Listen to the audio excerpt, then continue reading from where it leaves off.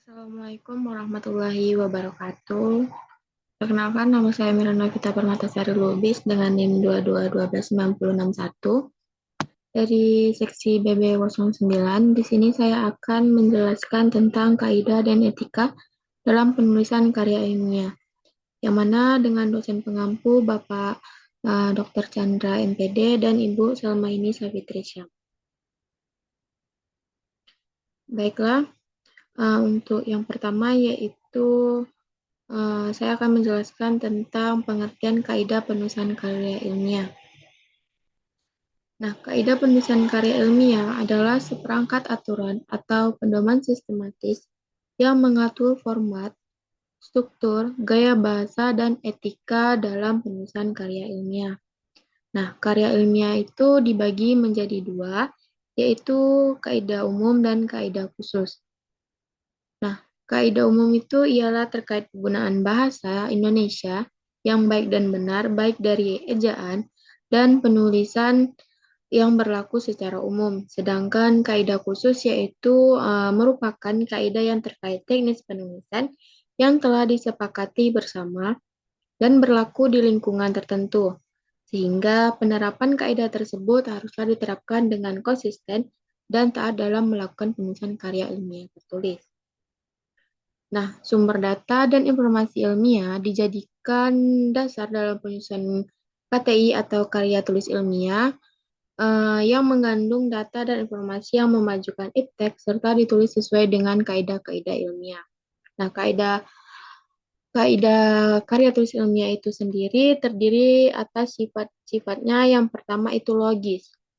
Nah, logis berarti sesuai dengan prinsip-prinsip logika dan rasionalitas. Dalam konteks penelitian atau pemikiran logis berarti bahwa argumen atau kesimpulan yang diambil harus didasarkan pada premis-premis yang jelas dan valid, serta menggunakan proses berpikir yang sistematis dan rasional. Sedangkan yang kedua yaitu objektif.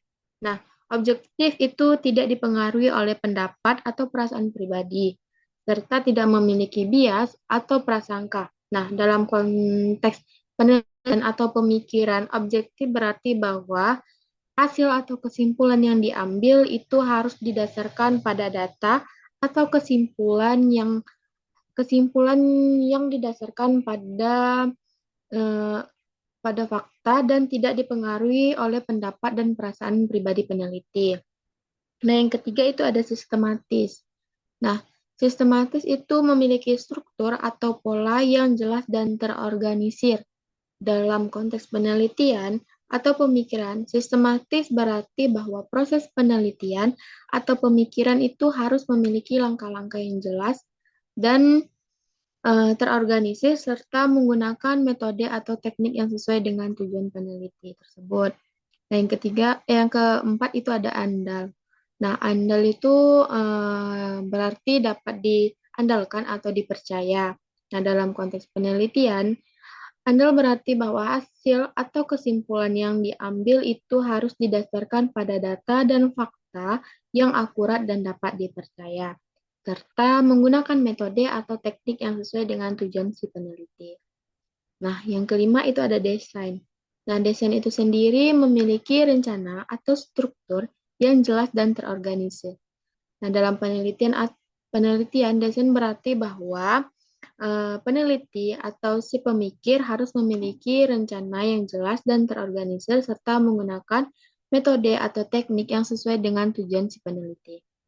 Nah, yang terakhir itu ada akumulatif, yang mana peneliti memiliki kemampuan untuk menambahkan atau mengembangkan pengetahuan dan pemahaman yang sudah ada. Nah, akumulatif itu sendiri berarti bahwa peneliti harus dapat menambahkan dan mengembangkan pengetahuan dan pemahaman yang sudah ada, serta menggunakan hasil penelitian sebelumnya sebagai dasar untuk peneliti dalam menulis karya ilmiah selanjutnya. Baik, selanjutnya itu ada judul. Nah, judul itu termasuk dalam kaidah khusus penulisan karya ilmiah, yang mana judul itu adalah karya tulis yang memuat ringkasan atau gambaran tentang isi atau tema yang dibahas dalam karya tulis ilmiah tersebut. Nah, judul itu juga harus singkat, jelas, dan akurat, serta dapat memberikan gambaran tentang apa yang akan dibahas dalam karya tulis. Nah, yang kedua itu ada abstrak. Nah, abstrak itu sendiri ialah ringkasan atau gambaran tentang isi atau tema yang dibahas dalam karya tulis ilmiah.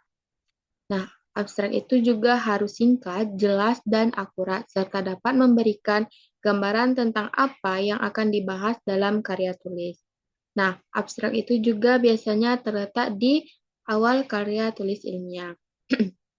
Nah, yang ketiga ada penomoran. Nah, penomoran itu ialah sistem yang digunakan untuk memberikan nomor pada bagian-bagian dalam karya tulis, seperti bab, subbab, dan paragraf. Nah, penomoran membantu pembaca untuk memahami struktur dan organisasi karya tulis. Nah, yang keempat itu ada perujukan atau pengutipan kata atau kalimat. Nah, perujukan atau pengutipan ialah cara untuk memberikan kredit atau pengakuan kepada sumber yang digunakan dalam karya tulis ilmiah. Nah, biasanya dapat berupa kutipan langsung atau tidak langsung yang harus disertai dengan informasi tentang sumber yang telah digunakan. Nah, yang terakhir itu ada penulisan daftar pustaka. Nah, daftar pustaka ialah daftar yang memuat informasi tentang sumber-sumber yang digunakan dalam karya tulis. Nah, daftar pustaka sendiri harus sesuai dengan gaya penulisan yang digunakan seperti apa? Mila atau Chicago. Daftar pustaka harus memuat informasi tentang judul, penulis, tahun terbit, dan penerbit. Nah, selanjutnya yaitu kode etika dalam penulisan karya ilmiah. Nah, etika dalam penulisan karya ilmiah merupakan norma-norma yang harus diperhatikan dalam penulisan karya ilmiah. Ilmiah atau ilmu merupakan sebuah proses pemikiran terhadap suatu objek tertentu melalui suatu pendekatan tertentu, sehingga menghasilkan suatu kesimpulan bahwa karya harus didasari dari. Nah, etika yang harus diperhatikan dalam penulisan karya ilmiah itu ada 4. Yang pertama yaitu jujur. Jujur berarti memiliki integritas dalam kebenaran, dalam perkataan dan tindakan, dalam konteks penelitian atau karya tulis.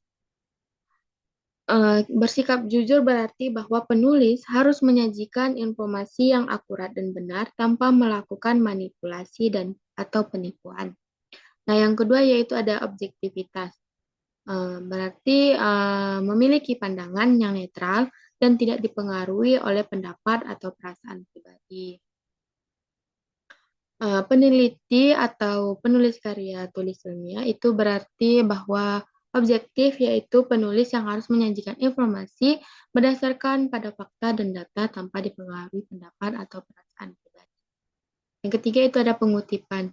Pengutipan sendiri yaitu pengakuan kepada sumber yang digunakan dalam karya ilmiah yang berupa kutipan langsung atau tidak langsung dan harus disertai dengan informasi tentang sumber yang akan digunakan. Yang keempat itu ada ketelitian. Nah, ketelitian itu memiliki kecermatan dan keakuratan dalam melakukan penelitian karya ilmiah.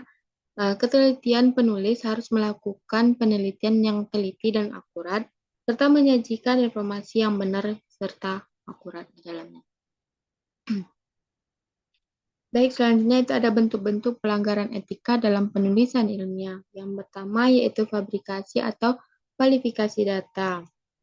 Nah, fabrikasi atau kualifikasi data ialah tindakan menciptakan atau memalsukan data penelitian dengan tujuan untuk mendukung hipotesis atau kesimpulan yang diinginkan. Tindakan ini sangat tidak etis dan dapat merusak integritas penelitian tersebut. Yang kedua yaitu klasifikasi data, yaitu adalah proses manipulasi atau mengubah data penelitian untuk membuatnya terlihat lebih baik atau sesuai dengan hipotesis yang diinginkan. Nah, tindakan ini juga tidak etis dan dan dapat merusak integritas penelitian tersebut. Yang kedua itu ada pemanfaatan data dan sumber tidak jelas. Nah, pemanfaatan data atau sumber yang tidak jelas ialah tindakan menggunakan data atau sumber yang tidak jelas dan tidak dapat dipercaya dalam penelitian tersebut. Nah, tindakan ini juga dapat merusak integritas penelitian dan membuat hasil penelitiannya tidak dapat dipercaya. Nah, yang ketiga yaitu Salming glitching, yaitu tindakan memberikan hasil penelitian menjadi beberapa bagian kecil dan mempublikasinya secara terpisah untuk meningkatkan jumlah publikasi. Nah, tindakan ini juga tidak etis dan dapat merusak integritas penelitian tersebut. Nah, yang keempat itu ada publikasi ganda.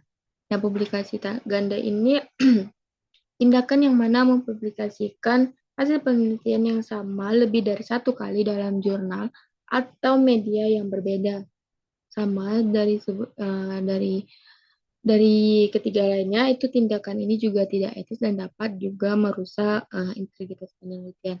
Dan yang terakhir yaitu plagiarisme.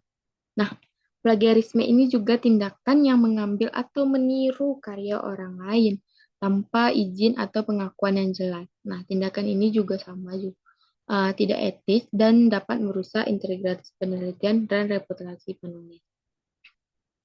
Baiklah, mungkin sekian dari paparan materi saya tentang kaidah dan etika dalam penulisan karya ilmiah. Baik, sekian dari saya. Saya akhiri wabillahi taufiq wal hidayah. Wassalamualaikum warahmatullahi wabarakatuh.